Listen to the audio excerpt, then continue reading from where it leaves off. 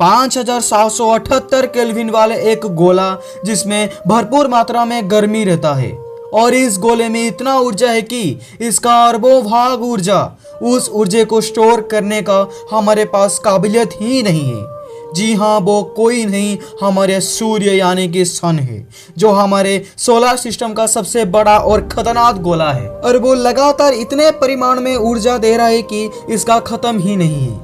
पर ऐसा कहा जाता है कि सूर्य और पृथ्वी का खत्म 50 अरब साल बाद हो जाएगा, यानी कि इनका उम्र सिर्फ 50 अरब साल ही है। और इसलिए मैं अगर आज पूरी तरीके से साइंटिफिक रीजन से ये खुलासा कर दूंगा कि आखिर ये क्या सच है और सूर्य का अंत क्या होगा या नहीं, तो मैं अगर आज मेरे इस यूनिटेक सेकर फैक्ट चैनल में आपको सूर्य के इतिहास से लेकर अंत का जो सब रीजन से ये सब बताऊंगा। तो चलिए शुरू करते हैं हमारे इस साइंटिफिक रीजन सीरीज को। इसको स्टार्ट करने से पहले सूर्य का शुरुआत कैसे हुआ था इसको एक्सप्लेन करने की कोशिश करता हूँ। सूर्य यानी कि सोलर सिस्टम के सेंटर में स्थित एक स्टार यानी कि तारा, जिसमें चारों तरफ अर्थ और सोलर सिस्टम के अलग अलग कंपोनेंट्स घूमते हैं। सूर्य यानी कि सन हमारे सोलर सिस्टम के सबसे बड़ा कंपोनेंट है, जिसका व्यास यानी कि डायामीटर लगभग 13,10,000 किलोमीटर है, जो पृथ्वी से लगभग 109 गुना ज्यादा बड़ा है। एनर्जी यानी कि ऊर्जा का यह शक्तिशाली भंडार मुख्य रूप से हाइड्रोजन और हीलियम गैसों का एक विशाल गोला है, जिसमें परमाणु विलय यानी कि न्यूक्लियर मर्जर प्रोसेस से यह अपने अंदर ऊर्जा यानी कि एनर्जी पैदा करता है। तो अभी आपके मन में यह सवाल तो जरूर आता होगा कि आखिर ये परमाणु विलय और न्यूक्लियर मर्जर क्या है। तो आपको मैं बता देना चाहता हूं कि इस प्रोसेस जो सूर्य के अंदर होता है, यही प्रोसेस न्यूक्लियर बॉम्ब में भी होता है और ये न्यूक्लियर एनर्जी होता है। न्यूक्लियर एनर्जी जिसको एटॉमिक एनर्जी भी कहा जाता है।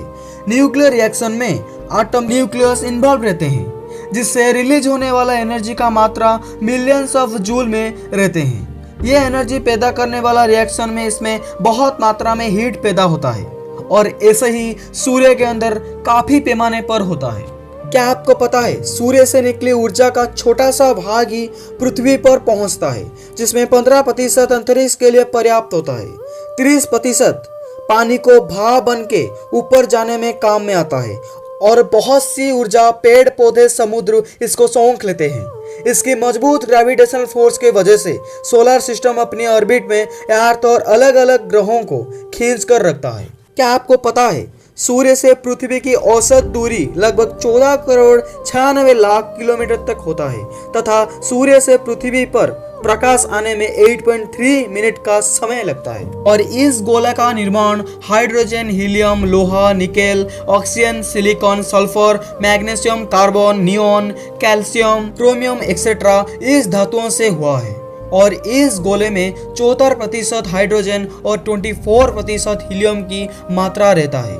साइंटिस्टों ने यह रिसर्च करके पता लगा है कि सूर्य पूर्व से पश्चिम की ओर 27 दिनों में अपनी अक्ष पर एक परिक्रमा करता है।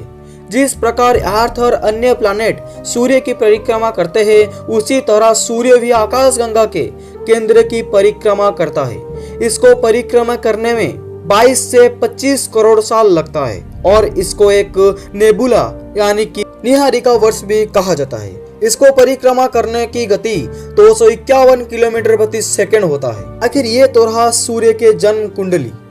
अभी आपके मन में यह सवाल जरूर आता होगा, क्या आखिर इतना बड़ा और इतने कौशल सूर्य का अंत आखिर कैसे होगा। हम सबको पता है कि सूर्य एक आग का गोला है और पिछले 5 अरब साल से लगातार जल रहा है। हर एक सेकंड में 6,570 लाख टन हाइड्रोजन जलकर 6,530 लाख टन हीलियम में बदल रहा है।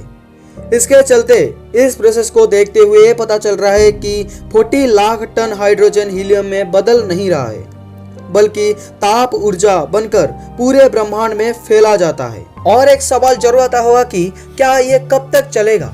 क्या सच में सूर्य का अंत होगा, पृथ्वी इसके साथ उसका भी अंत हो जाएगा। इसको देखने के लिए चैनल को सब्सक्राइब करें और वीडियो को लाइक भी जरूर करें। Thanks for watching this video.